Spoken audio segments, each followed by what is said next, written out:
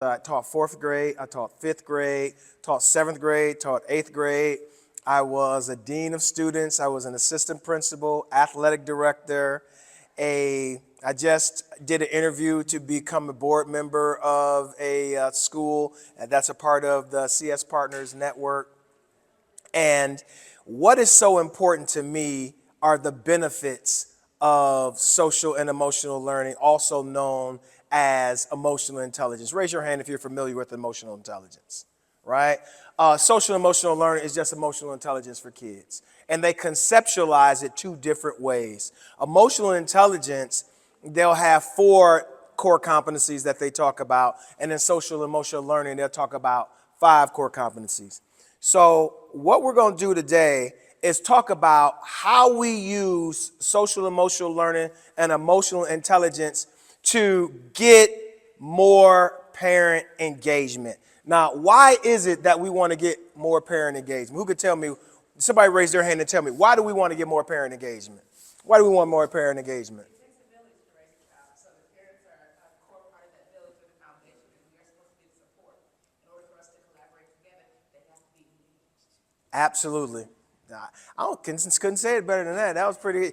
Did you look at my notes or something? You had that question already ready to go. Anybody want to add anything? Put some gravy on that? I think that was pretty good. They're partners, right? They help in the educational process. Now, here's the problem.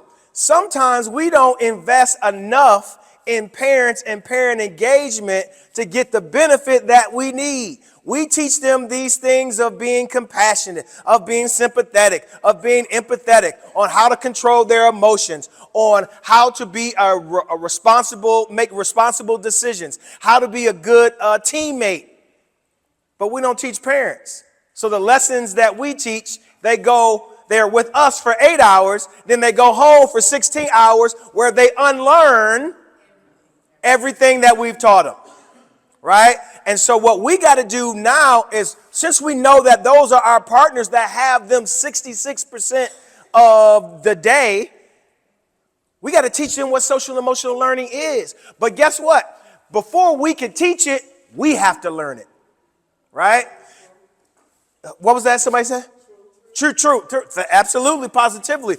So the reason why I wrote this book is because I was doing SEL work, emotional intelligence, trauma-informed care, cultural responsive stuff before the pandemic. And so I have friends who are superintendents, who are assistant superintendents, who are central office staff, who are teachers, who are leads, who are board members. And I asked the question, so what are you guys going to do special for the kids when they come back from this very traumatic situation known as the COVID-19 pandemic? Who knows what the answer 99.9% of the time was? Raise your hand and tell me. Hold on, we're going to call on somebody else. We know you got the answer. You full of vinegar this morning. Yeah, go ahead. Guess here would be, I don't know. I don't know. We ain't got nothing. We're just trying to start back, right? They said they didn't have anything special. I said, so you're going to tell me the most traumatic experience that we all have shared together, you don't have anything special for. So that's why I wrote that book. It is to date, the last time I checked, the only autobiography written about using social and emotional learning. I don't think that nobody else has done it. They do it in other different ways. But what I do is I talk about how it is that social and emotional learning can be used to benefit your life. And the reason why I call it the ghetto grave dodger, a lot of people didn't like that title. I said, I'm going to use it anyway because it's my book. Right? And the reason I did that is because all success is emotional intelligence. All success is social and emotional learning. The reason why you do so well at the job that you have right now, teachers, raise your hand. Where are the teachers at? Admins, raise your hand. Admins. Any admins in here? All right. Board members. Any board members in here? Any parents in here? Well, yeah, I'll take parents too, right? So the reason why you're good at doing what you do is because of your emotional intelligence.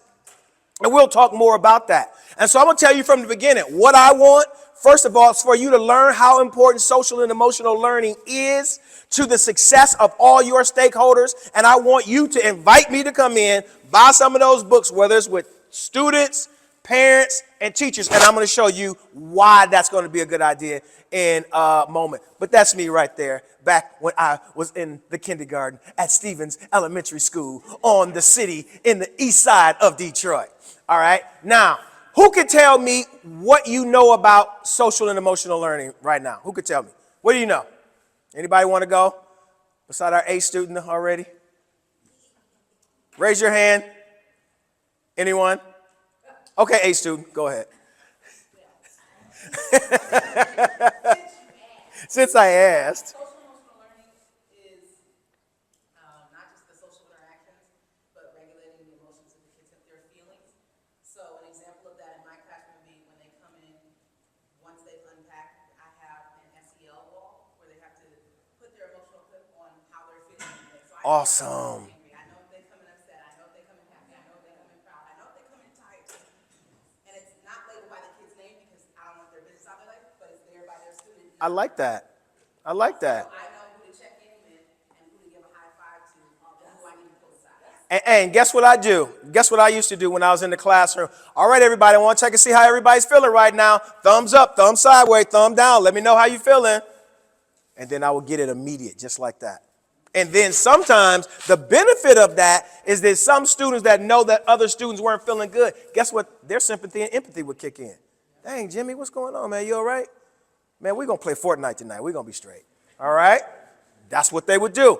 But here is why I believe social and emotional learning is secret sauce. I believe emotional intelligence is secret sauce. And I think if I hit this button, that's going to black out. Oh, here we go.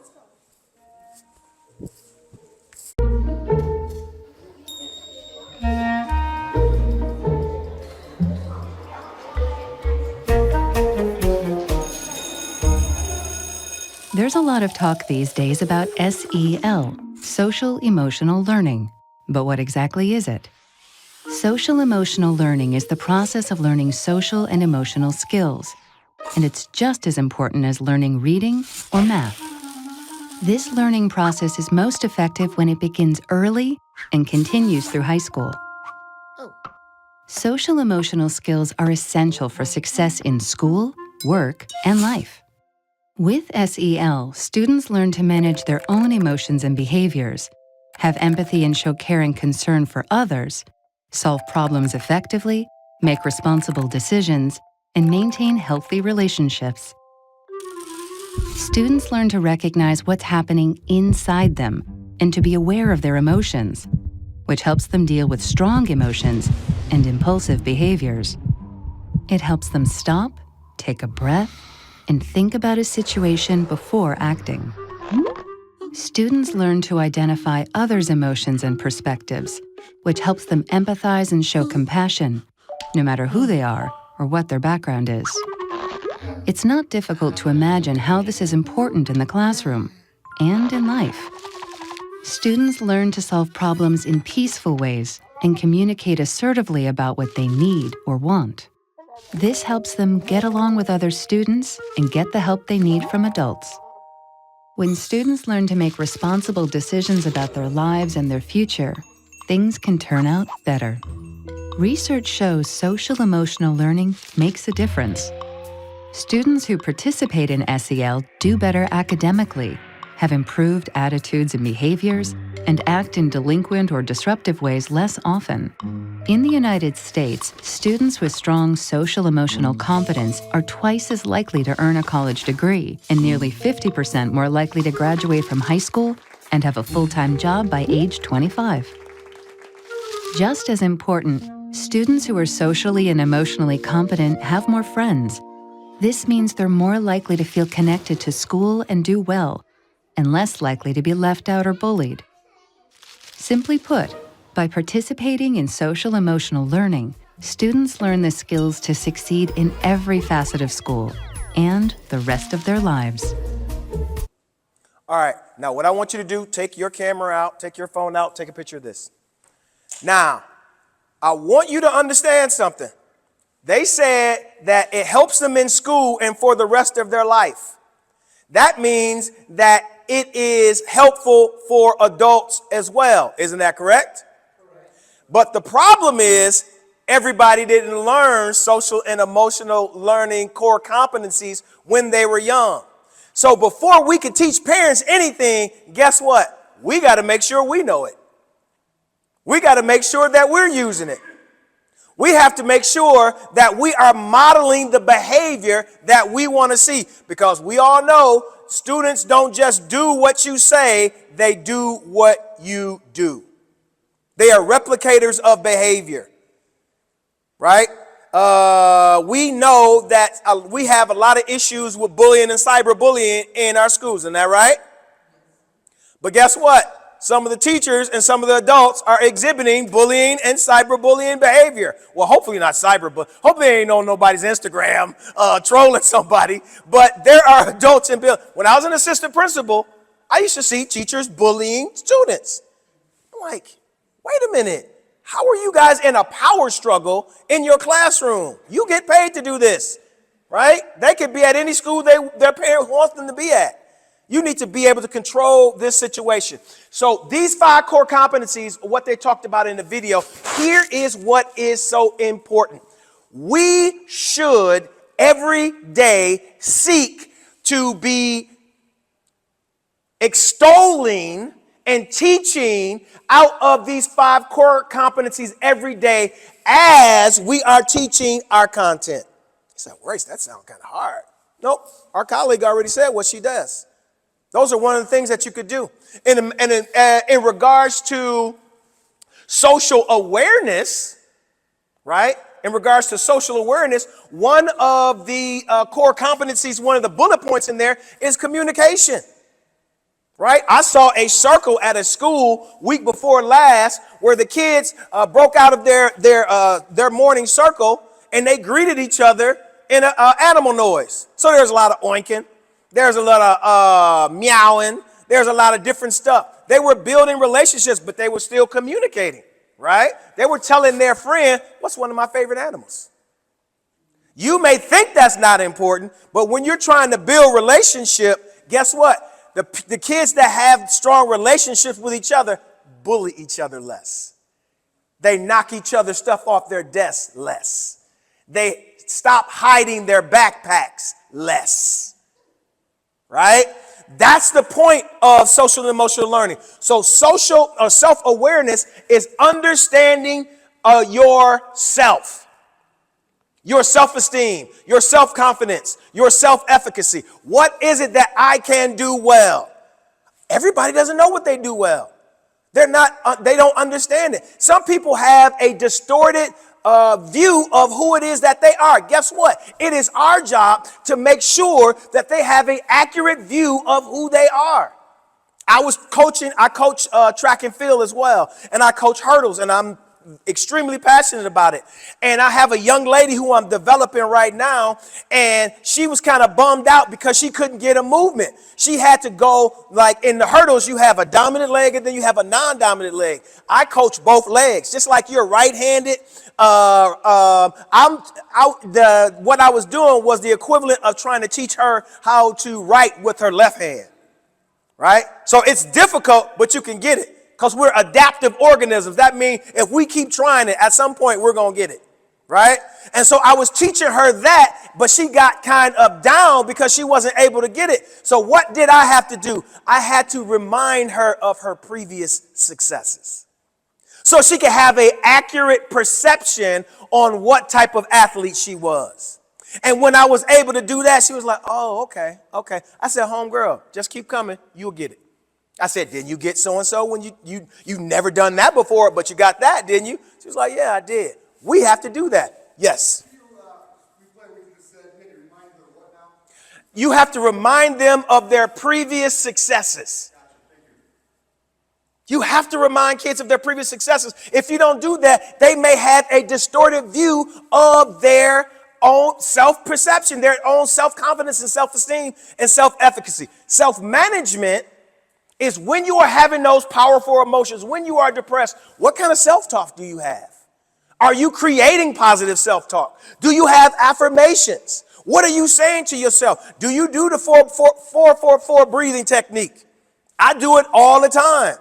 Since the pandemic, I have a problem with sleeping sometimes. I put myself right in that 4-4-4. Breathe in 4 counts, hold it 4 counts, let it out. If it works for Navy SEALs, it could definitely work for a 5th grade elementary school teacher, right?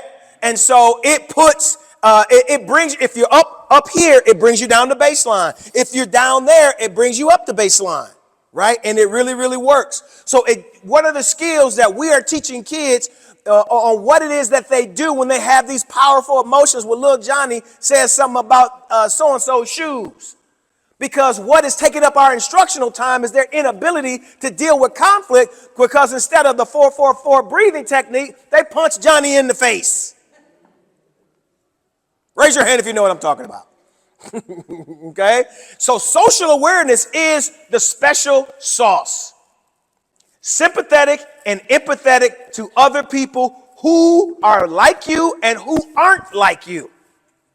Wouldn't this world be a better place if adults were more sympathetic and empathetic to people who weren't from the same political background, who weren't from the same race or gender identification, or who wore different shoes, who listened to different music? Why does everything different than what you like? Why is it hell on fire? Why is it the worst thing in the world? No, it's not the worst thing in the world. It's just not like what you like. That's it. So that's what we got to teach kids.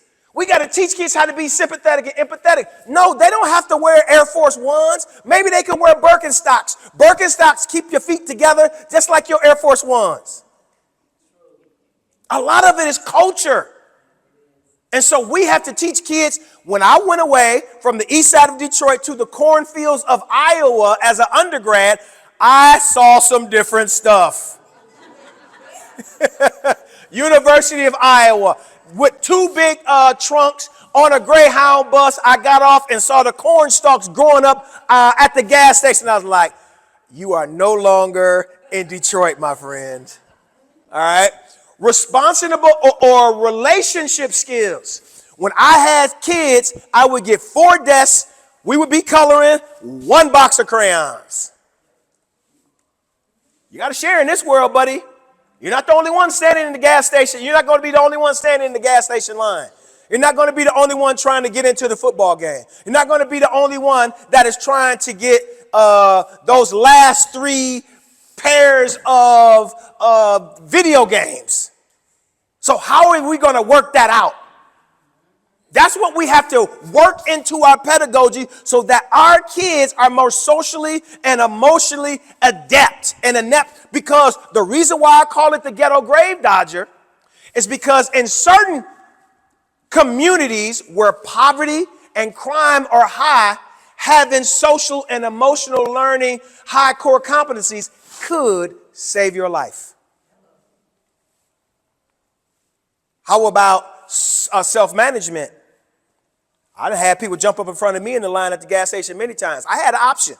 I could have slapped them in the head, or I could just stood there and waited those 2 extra minutes. Because I had a goal. What was my goal? Get my gas, leave with my car, and leave with my life. Huh? I'm going to wait 2 minutes. Because my life means more than those 2 minutes I'm being late. There's a gas station on Southfield and Joy Road with the McDonald's in it. What's the nickname of that gas station? Murder Mac. And you know why they call it the Murder Mac? Because they've been killing people at that gas station for 20 years.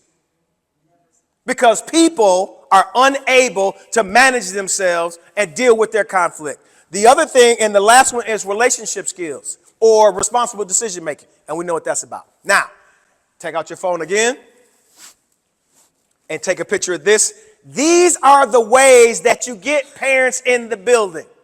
But the reason that we can't get parents in the building is because all of the staff doesn't have high core competencies in emotional intelligence and social and emotional learning. So the way that it works, for instance, they said that if you want to help get parents into the building to engage the parents, ask yourself this: how much of what you do in the building do you put and use in your social media at your school?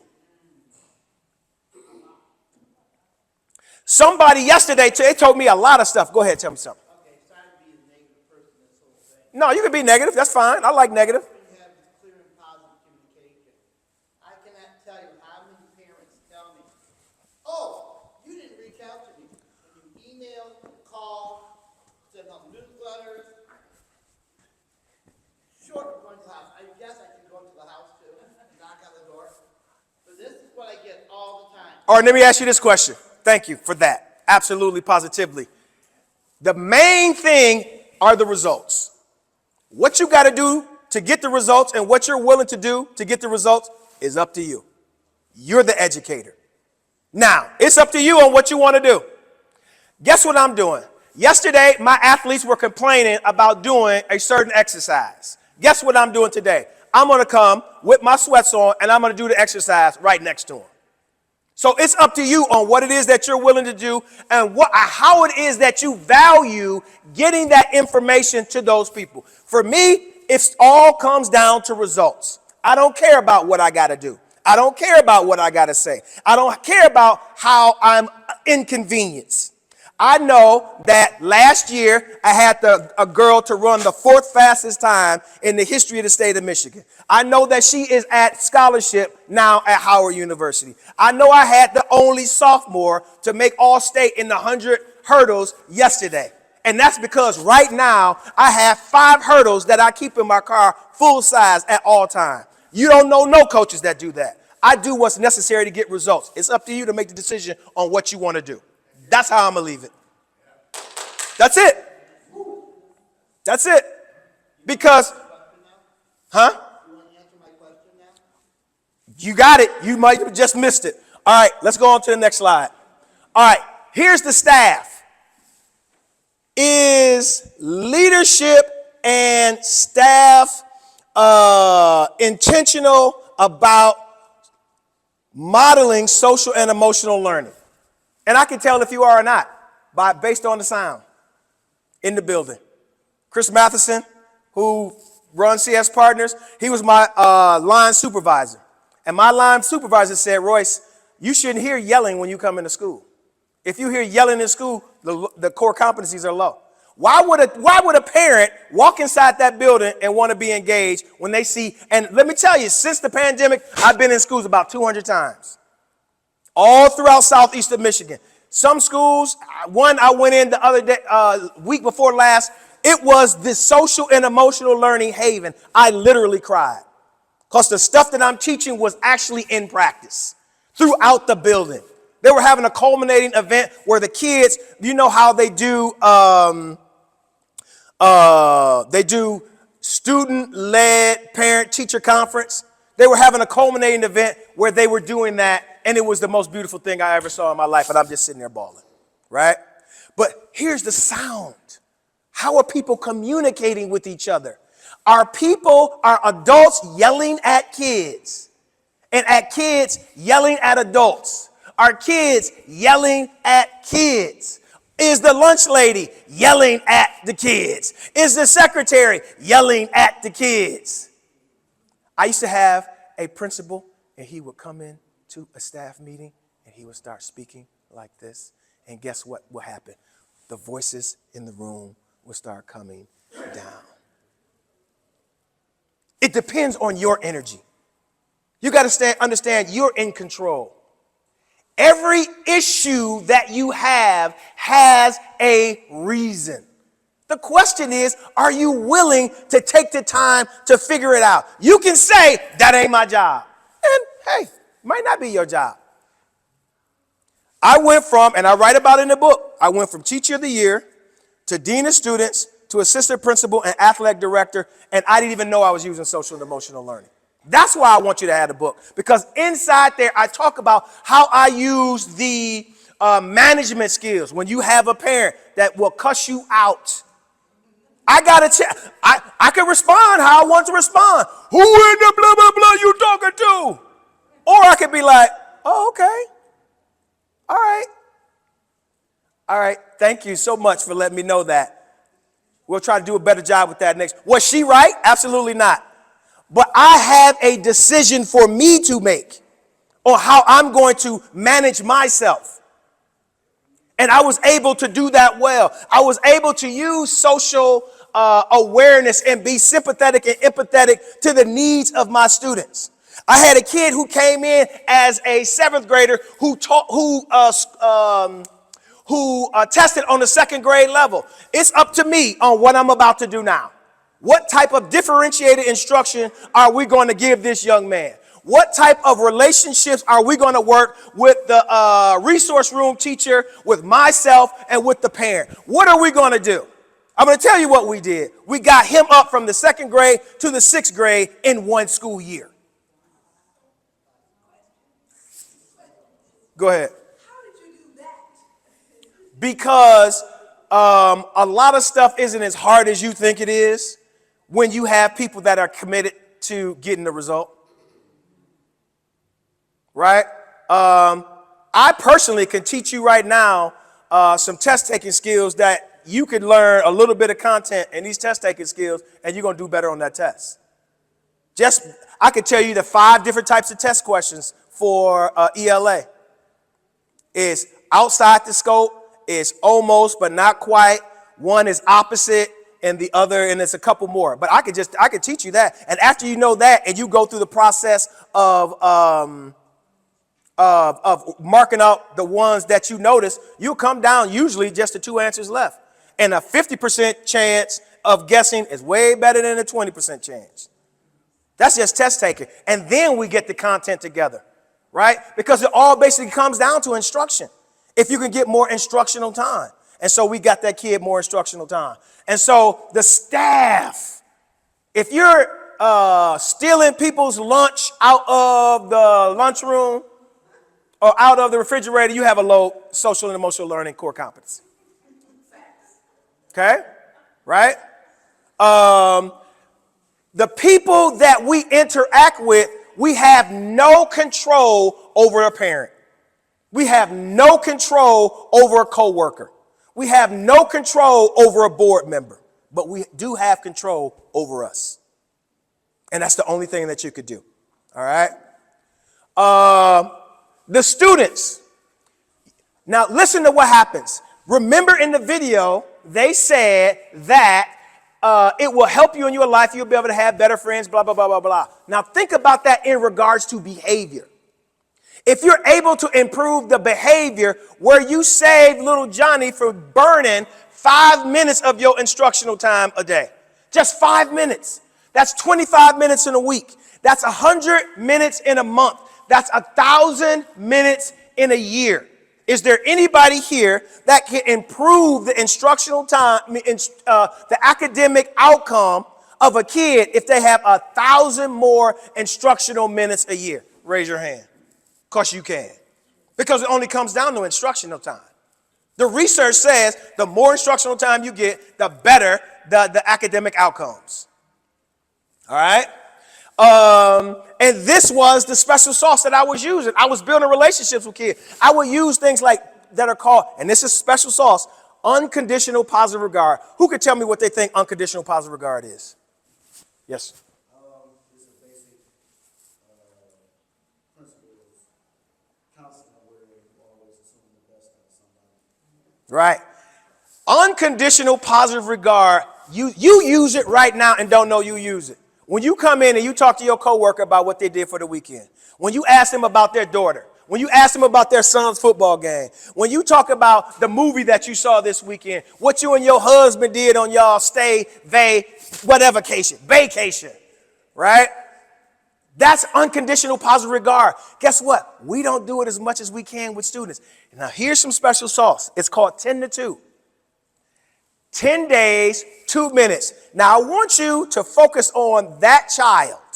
Anybody know that child, what I mean when I say that child? Focus yourself on that child, the one that slows down instructional time, the one that has issues in regards to how they behave. And usually because of that behavior, it impacts their academic performance. Isn't that right? 10 days, 2 minutes, unconditional positive regard every day you see him for 10 days. Now, I went to Grand Blanc to do a trauma-informed care workshop on 2 days. Came in on the first Wednesday, told them about 10 to 2. Came back on the next Wednesday, 5 days had gone by. Teacher raised their hand, said, Royce, I've been doing that with Daquan. She didn't say the name, but I'm just using Daquan because raise your hand if you got a Daquan at your school. Anybody got a Daquan at their school? Right, absolutely. Everybody got a Daquan, right? But and she said, Royce is already working. He's already behaving better already. So unconditional positive regard, 10 to 2, you do that 10 days, you find the worst, and then after you do it 10 days with the worst, then you go to the second worst. Then you go to the third worst. And then you keep working that thing until you get the behavior where you could do this crazy thing. I mean, it is so crazy. It's called teaching. Yeah. Could you give an example of 10 to 2? you have a Daquan? Oh, yeah. Listen. Think about what it is that they talk about. Talk about what they talk about. See, that's the thing about 10 to 2. Don't talk about what you did over your weekend, your horseback riding, your visit to the museum, you going to see the Mona Lisa. They don't care. They want to hear about playing Grand Theft Auto. Did you go to the tree lighting, Miss So-and-so? So-and-so, I heard, did you go skating this weekend? I heard your daughter, I can literally tell you that I remember having a kid, her daughter went to her sister went to Michigan State. They had a cat that was wild. I could tell you all these stories that the kids say, and that's what I talk to them about. Walking through the hall. Sometimes I have them come through lunch. I'll grab them for lunch, talk to them. Sometimes when they think they were in trouble, they weren't in trouble. They just need more time for me to build a relationship with them so they can be quiet when I'm trying to teach. Right? So you would talk about the things that are important to them. And what's one of those handouts that we give at the beginning of the year that we never look at again? What's your favorite color? What's your hobby? Da-da-da-da-da-da. And we put that thing in the drawer and don't look at it no more. That is where the special sauce is. Ask them about that stuff, right?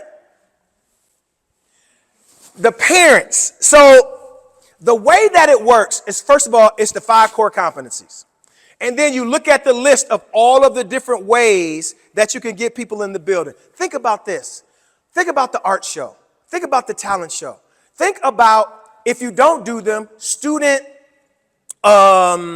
think about student performances. How about peer mediation? How about student announcements? Why don't you record that, get permission to use on the school's Instagram, Facebook, website, put it in the newsletter. Raise your hand if you got a newsletter. Okay? There are things, that's what brings parents into the building. They think it's hospitable. Here's something else. Use some self-management and don't have an attitude when the parent calls or comes at an inconvenient time. Of course they're going to do it, right? They come at when you come in the building in the morning, you know you ain't ready for nobody in the morning, right? But they will come and start asking you for questions when you standing right here, watching the hallway, watching your room, and you got a parent too. If you show some attitude, that's going to cause that parent not to want to be engaged in the school. I'm here to tell you a little secret. Can I get a time check real quick? What we got? What time we got? Damn. All right. We are in a customer service oriented business. And if you don't know that, you need to retire. You say what? Absolutely. It's customer service. The best customer service that you give to your kids is, and to your parents, they are going to, listen, it's coming Christmas time. You want to get some good customer service. Boy, I used to load up on gift cards at Christmas time. They'd be like, Mr. Kenny, it was awesome. I'd be like, yeah, I got all this Starbucks coffee stuff. All right. But here's the deal and how it equates to the book that we're going to raffle off. So this is what I want you to do with that white slip because we're running out of time. On that white slip, I want you to put your name, print, not using your calligraphy from your college days, but I want you to print. I want you to use your name, your email address, and your telephone number.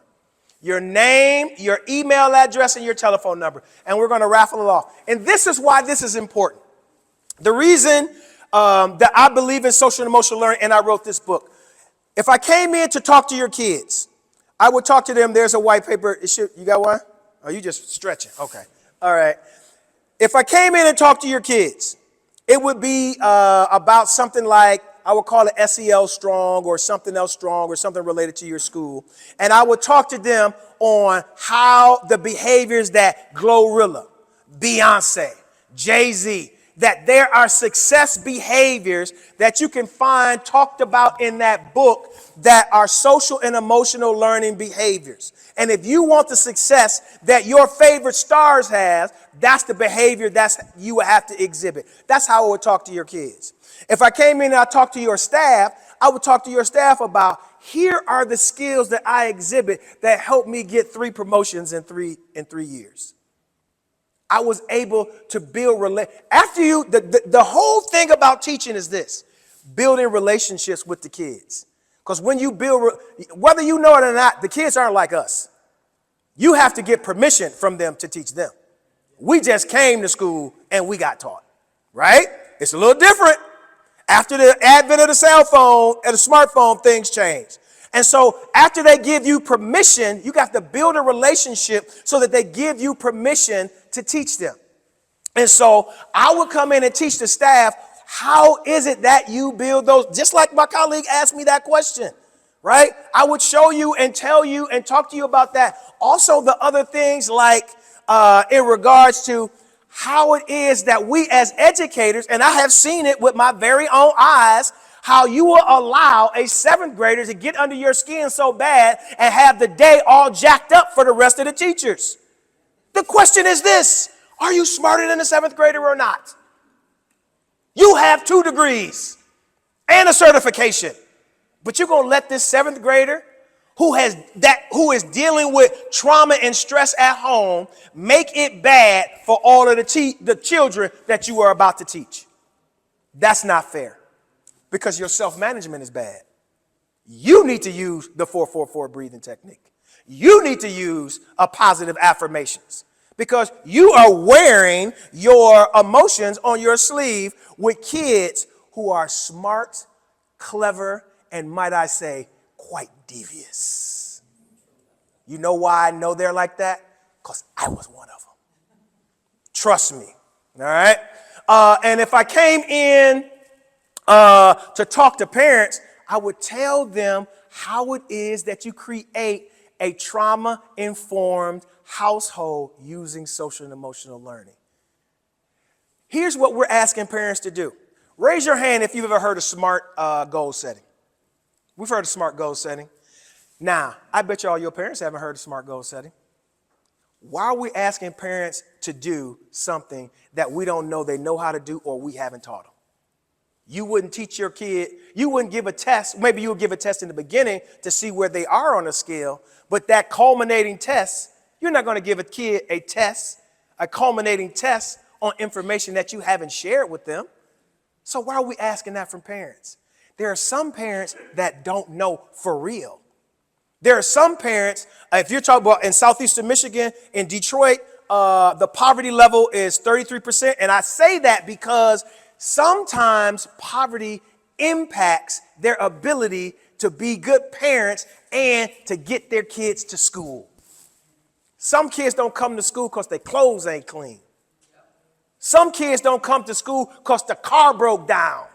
Some kids don't come to school because mama is somewhere working or somewhere doing something else. Also, that there are parents that have a 40%, over 40% in Detroit with a functionally illiterate. So why are you thinking somebody's going to come to school that you haven't made sure that it is a place where they think that they can be safe, because everybody wants to feel safe. They want to feel valued. They want to feel respected, and they want to feel nurtured. So that's why I wrote the book, to teach that stuff, to show how I failed my way to success. You're looking at somebody who flunked out of college twice. You're looking at somebody who got kicked out of class twice. When I said devious, no, I was the devious kid. Oh yeah, I got the paper clip. I'm in your desk drawer. I'm in your file cabinet. Oh, I shot fireworks down the hallway at Cass Tech. Oh yes, and I didn't do my work. So I was dangerous and didn't do my work. But now, when I look back at me and I see the adverse childhood experiences, because my mother had mental illness, and I didn't live with my dad, and my grandmama struggled as much as she could to raise two boys, my brother and myself. I don't even know why I'm here. And that's why I call it the ghetto grave dodger. I dodged the grave because of my social and emotional learning core competencies. That's why I call it that. I had a very powerful, influential, faith-based leader. He had a great saying, and that's why I wrote the book. He said, I'll live in the light so you don't have to live in the dark.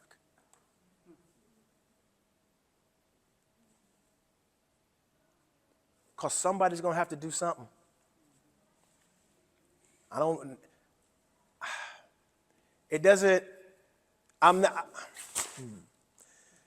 No matter who you voted for, they're not coming to your school to rescue your kids. No matter which side you voted for, they're not driving down Chicago to come to your school. They're not driving down Michigan. We got to save our kids. We got to create the community that we want. Now, they can make it. Okay. All right. In the words of the great philosopher Forrest Gump, that's all I got to say about that. Okay, drop that in there.